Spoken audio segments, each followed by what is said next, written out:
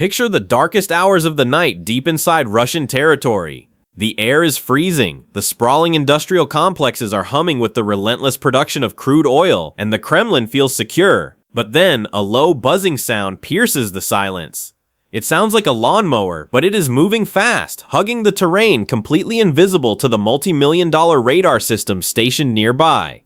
Before the guards can even sound the alarm, the night sky erupts into a blinding fireball. The shockwave shatters glass for miles. A column of black smoke rises thousands of feet into the air, and millions of gallons of Russia's most precious resource, the lifeblood of Vladimir Putin's war machine, is instantly vaporized.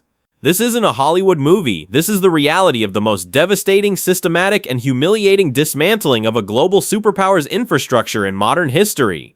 Vladimir Putin's power, his popularity, and his entire global standing have been in a terrifying freefall ever since he made the catastrophic decision to invade Ukraine back in 2022. His country has been completely isolated on the world stage. His economy has been ravaged by relentless sanctions.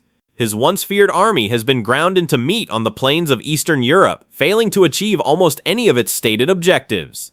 He has never ever looked weaker. But throughout all the disasters, all the embarrassing retreats, and all the staggering casualties, Putin always had one all-important, indestructible lifeline to cling to: oil, the absolute lifeblood of the global economy. For decades, oil has been Russia's top export, bringing in staggering rivers of cash, enough dark money to prop up the country's floundering corrupt finances, and keep the Kremlin's war machine aggressively chugging along. Oil paid for the bullets, oil paid for the tanks, oil paid the salaries of the mercenaries and the conscripts sent across the border. But unfortunately for the dictator in the Kremlin, that invincible lifeline is now being violently, surgically, and permanently severed.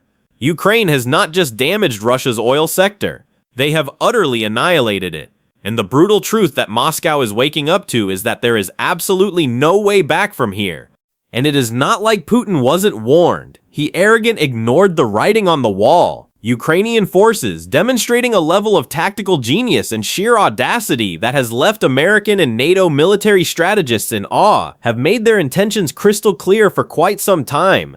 They have been probing, testing, and targeting pieces of Russia's oil infrastructure, the refineries, the massive production plants, the sprawling storage facilities, the massive seabound tankers, and the winding pipelines since the early stages of the war. But what happened in 2025 and accelerated into 2026 changed the entire trajectory of global geopolitics. Ukraine took the gloves off. They ramped up the intensity of their deep strike drone campaign to an apocalyptic level, launching massive, overwhelming swarm attacks on the most critical, irreplaceable pieces of the Kremlin's energy sector. Time and time again, as the months dragged on, the reports poured in. Unstoppable fires at major oil refineries, massive tankers blown completely out of the water in terrifying nighttime drone raids and surprise precision missile strikes. Over and over again, the Russian public was forced to watch as countless millions of gallons of oil quite literally went up in smoke. They were forced to watch helplessly as their nation's production and export capacities were slashed to smaller and smaller levels, directly, cripplingly impacting their ability to fund the war. The Russian Ministry of Defense panicked. They did whatever they could to defend these vital sites. They pulled highly advanced air defense systems away from the front lines, leaving their own soldiers exposed. They set up desperate perimeters of anti-aircraft guns, and they even called up the country's civilian reservists in a pathetic, desperate attempt to physically guard these massive infrastructure sites with rifles to prevent further disruption. But absolutely nothing worked. The air defenses were blind to the low-flying, radar-absorbent Ukrainian drones. The attacks have continued with ruthless, terrifying efficiency, and Ukraine is not easing off the throttle for a single second. In fact, they are doing the exact opposite. Kiev is increasing the intensity, the payload, and the range of its attacks, piling ever more crushing pressure onto Russia's most important, vulnerable industry. This brilliant, relentless campaign has culminated in what international financial experts, Reuters, and global media organizations have officially deemed the most severe, catastrophic oil supply disruption in modern Russian history. And the brutal, unforgiving statistics back that up completely. Independent reports now show that Russia's total oil export capacity has dropped by a staggering, mind-bending 40%. Think about that number for a second. 40%. That works out to roughly 2 million barrels of oil per day completely erased from existence. 2 million barrels that Russia used to be able to sell to various rogue nations and quiet buyers around the world every single 24 hours. That is billions upon billions of dollars over the course of an average year that has simply vanished. 2 million barrels a day that used to directly feed the Kremlin's war machine, allowing Russia to continue fueling its armored personnel carriers, paying its soldiers their hazard pay, and manufacturing the cruise missiles and Shahed drones they fire indiscriminately at Ukrainian towns, hospitals, and power grids. It was a vital, fundamental, irreplaceable source of revenue and support, and it has been severely, perhaps permanently, reduced by a nation Russia thought it could conquer in 3 days. This monumental shift in the war didn't just happen overnight. It is the brilliant result of a long-running, highly classified campaign involving a series of targeted surgical precision strikes that demand expert military planning and absolutely flawless, cold-blooded execution. Those strikes tore through 2025 and have continued deep into 2026, with Ukraine's incredibly lethal military intelligence and drone operators regularly identifying new high-value targets, putting meticulous plans in place to bypass Russian jamming networks, and executing those plans with a ruthless efficiency that would make the world's elite special forces proud. Just look at the absolute devastation unleashed in March 2026 alone. It was a month of pure, unadulterated hell for the Russian energy sector. At the very start of that month, Ukraine carried out a devastating strike on the Novorossiysk oil terminal, situated in the Krasnodar Krai region, looking out over the dark waters of the Black Sea. This port city is an incredibly important, highly guarded location for Russian oil exports. At the massive Sheshkaris oil facility located there, millions of barrels of crude are received from distant inland refineries. It is stored at this coastal location before being loaded onto massive ocean-bound tankers. Now understand this, many of those tankers form part of Russia's infamous, highly illegal Shadow Fleet. This is a clandestine criminal network made up of hundreds of aging, uninsured transport vessels that operate in the dark, defying strict international sanctions led by the United States. They continue to transport oil out of Russia to other nations, laundering the money and funneling untraceable funds right back into the country to keep the slaughter in Ukraine going. But overnight, on March 2nd, the shadows weren't enough to protect them. Local Russian eyewitnesses reported that the sky turned bright orange. The Sheshkaris oil terminal had been set massively ablaze after a swarm of Ukrainian kamikaze drones successfully penetrated the airspace.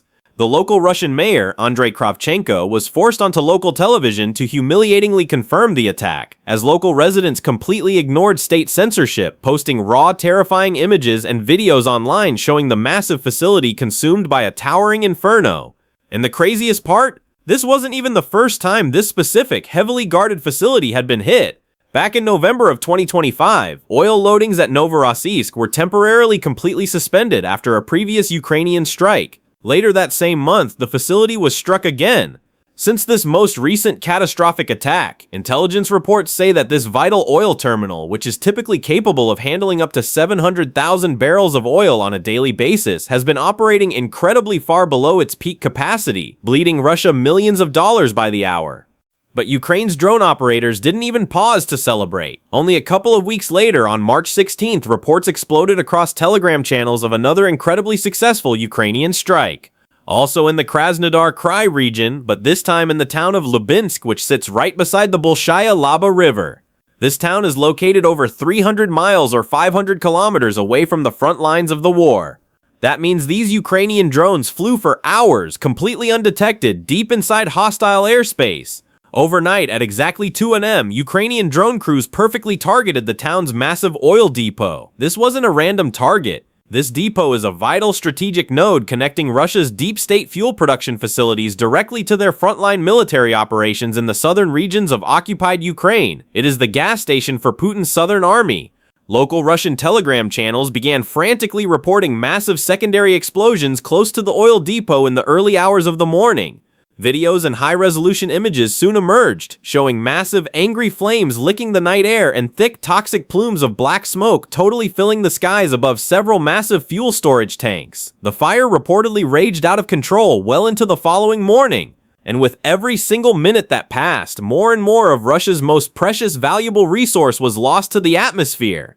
It took 4 separate massive firefighting crews along with elite teams of emergency rescue personnel and heavy equipment to finally control and ultimately extinguish the immense blaze. It drained massive local manpower and resources, but by then the horrific damage was already done. The fuel was gone, the tanks were melted slack, and even more devastation was already flying through the air on its way.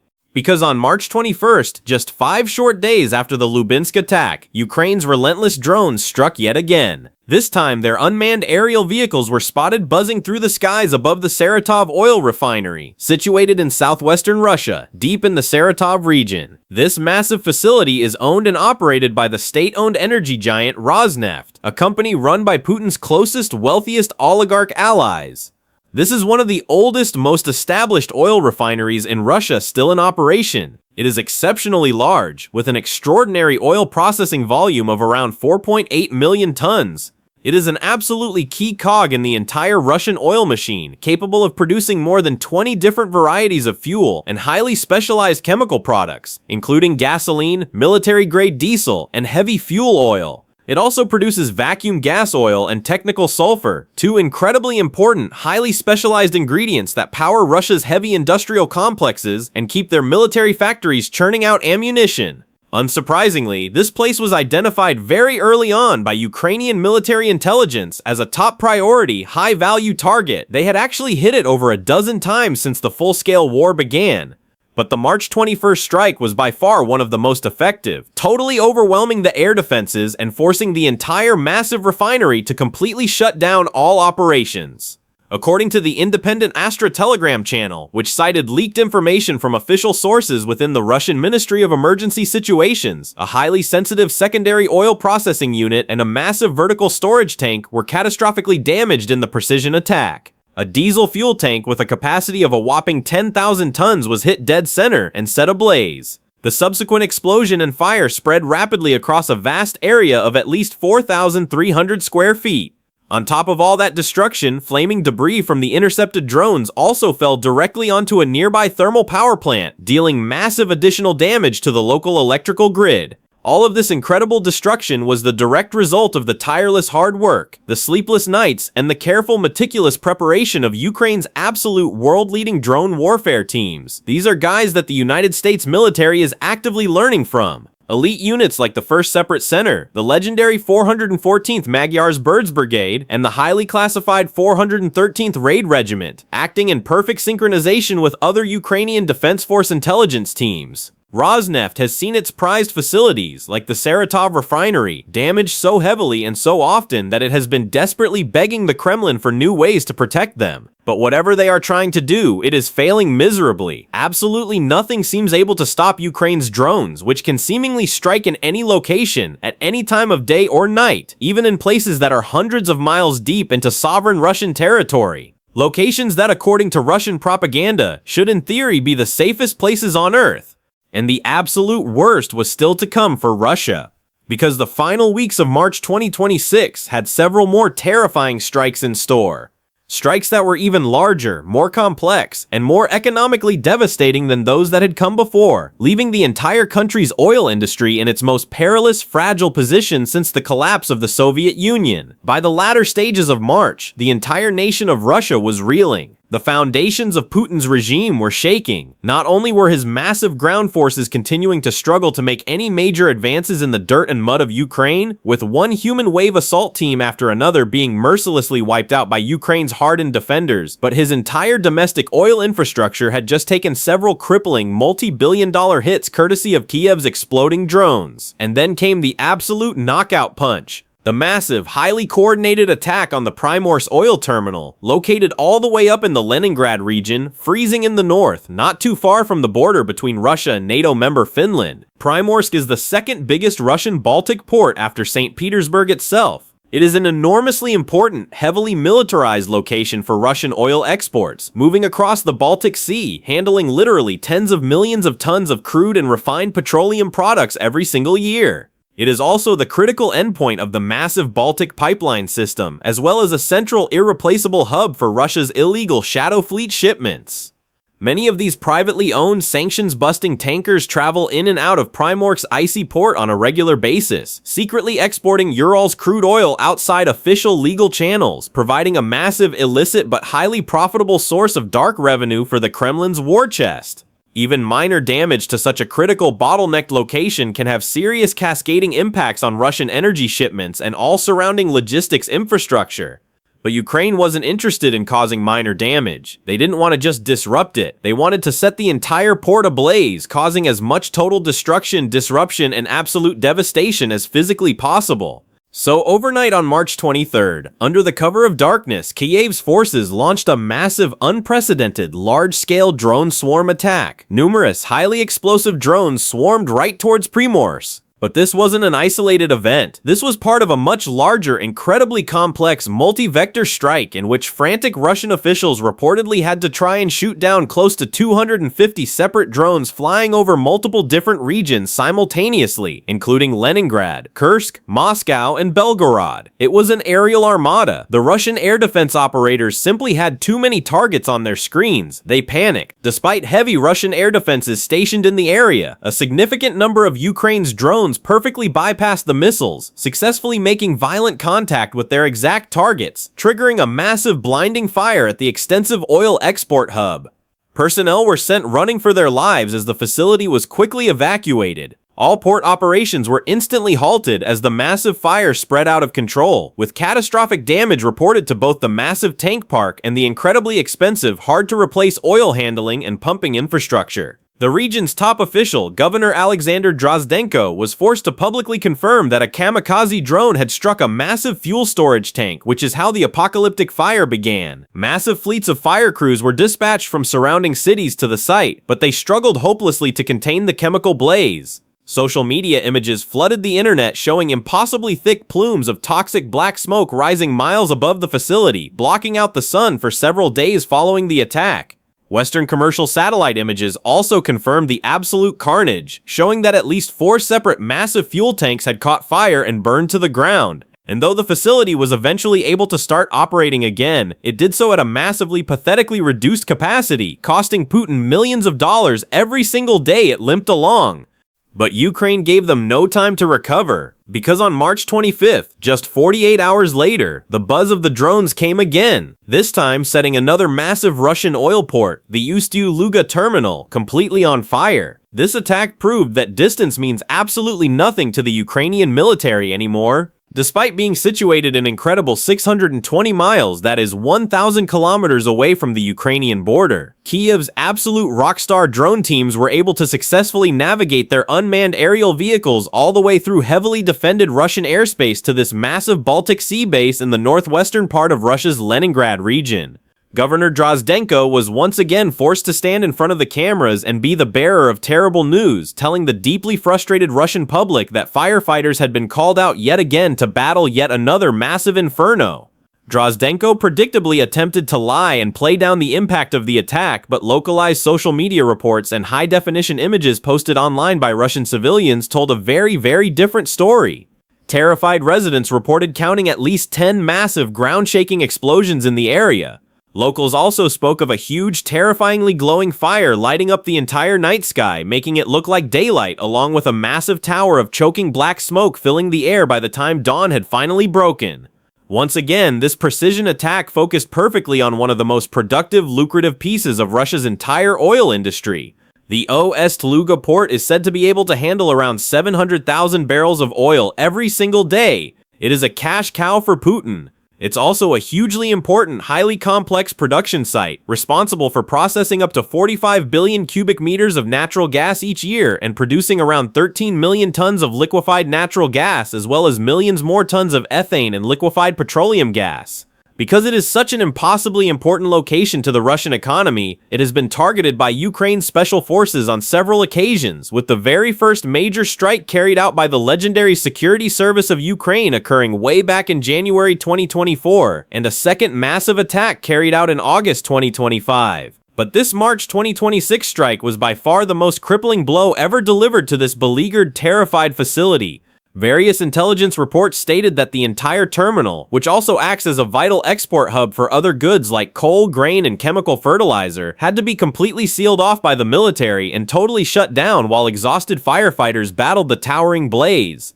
In the days and weeks that followed, Russian officials have struggled desperately to get the highly specialized port back up and running. They lack the Western microchips and parts to fix it, and it may be quite some time before it reaches anything even remotely close to peak operating capacity. And incredibly, the Leningrad region's total oil nightmare still was not over. Because overnight on March 26th, yet another massive, large-scale drone attack occurred. This time, Ukraine's deadly drones bypassed the ports and converged around one of Russia's absolute biggest, most important inland oil refineries, the Karishi Petroleum Organic Synthesis Refinery, situated dangerously close to St. Petersburg, which is Russia's second largest city and Vladimir Putin's own hometown. Owned by another of Russia's top state-backed gas companies, this massive, sprawling plant is capable of refining up to 20 million tons of oil each year. That staggering number makes it the second largest refinery in the entire country in terms of sheer processing capacity. It produces colossal vital amounts of aviation fuel and petrochemicals that are both used domestically within Russia to keep the country running and shipped out to trade partners around the world. On the night of March 26th, over 20 Ukrainian drones swooped down and violently struck critical, highly explosive infrastructure in and around this exact location. Regional Governor Alexander Drozdenko, looking visibly exhausted and defeated, yet again had to step up to the microphone and report on what had happened to the Russian people. As Russian politicians always do in cases like this, Drozdenko tried pathetically to focus on the positives, blatantly lying by noting that air defense systems in the area had successfully repelled various Ukrainian drones and adding that there had been no reported casualties. He did, however, quietly concede that an unnamed industrial zone had sustained some damage. The reality was catastrophic, and while the Russian Defense Ministry boasted wildly on state television about shooting down around 125 Ukrainian fixed-wing drones that very same night, the undeniable truth of the panic was exposed when the country was forced to completely shut down all commercial flight operations at several of its most important, busiest international airports, including the massive Sheremetyevo Airport in Moscow and Pulkovo Airport in St. Petersburg. The Russian economy was literally grinding to a halt. Planes couldn't fly, fuel couldn't be pumped. The brutal reality that Putin is facing is that attacks like these are not going to stop. In fact, they are only likely to get more intense, more accurate, and vastly more devastating the longer this illegal war goes on. The dynamic has totally shifted, because in the early days of 2022, Ukraine had to focus almost entirely on defending its own territory, fighting block by block to fend off massive Russian armored tank assaults. They didn't have the time, the manpower, or the resources to dedicate to deep strategic counterattacks. Nor did they have the high-tech assets necessary for deep precision strikes on Russian territory, like long-range kamikaze drones and ballistic missiles. But today, right now, it is a completely different story. It is a terrifying reality for Moscow. Ukraine has worked absolute miracles, acting as the modern arsenal of democracy. They have developed their own domestic, highly advanced defense industry entirely from the ground up. Hundreds of brilliant new tech companies have sprung up in hidden bunkers across Ukraine, setting themselves to work crafting incredible new long-range missiles and innovative AI-driven unmanned aircraft that are tough enough, smart enough, and deadly enough to take out heavily fortified Russian infrastructure. The country's defense forces have also become much more incredibly adept at dealing with Russian meat assaults along the front lines. They have discovered and mastered devastatingly effective tactics like the base and bleed strategy, in which poorly trained Russian units are purposefully lured into veritable death traps, surrounded, and then mercilessly wiped out by FPV drones and precision artillery fire from the surrounding areas. This tactical dominance on the ground has finally freed up Ukraine's military intelligence to not merely carry out an odd random strike back against Russia here and there, but to launch a massive, concentrated, highly coordinated strategic campaign of deep strikes on the Kremlin's most high-value assets and pieces of multi-billion-dollar infrastructure.